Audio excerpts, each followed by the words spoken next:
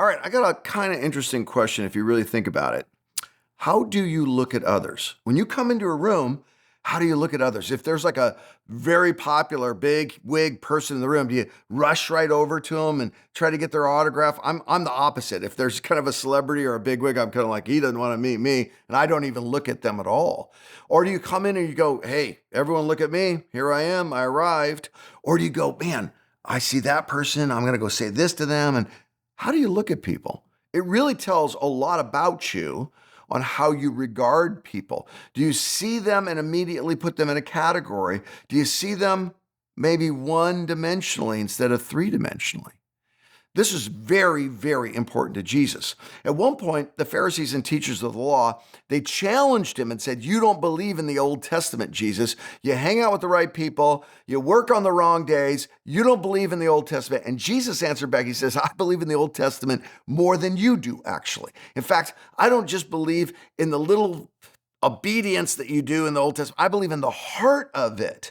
And in that vein, he wrote these words, Matthew 5:27 and 28. You have heard it said, you shall not commit adultery. But I tell you that anyone who looks at a woman lustfully has already committed adultery with her in his heart. You see, right acting, righteousness, it exceeds the end external goal. Okay, I lived my whole life and I didn't cheat on my wife. Yeah, but did you look at people and objectify them? Specifically, Jesus is talking to men here. So if you're a woman watching this refuel, you can just switch over to Wayfair or something because he really is talking to men here. He's saying, men, you have a problem of looking at women and only seeing them in a lustful way, objectifying them. Man, this is like getting a root canal, Jesus being so honest here. Here's what Jesus wants. He wants us to walk into every room instead of looking at people for what they could give us or do for us, especially in our sexually saturated culture. He wants you to see the whole person. He wants you to see the person not just for what they could give you or please you, but for their gifts and their talents, for their weaknesses, for their struggles, for their needs. Every once in a while I was touring the college campuses doing apologetics, this happened quite frequently, actually.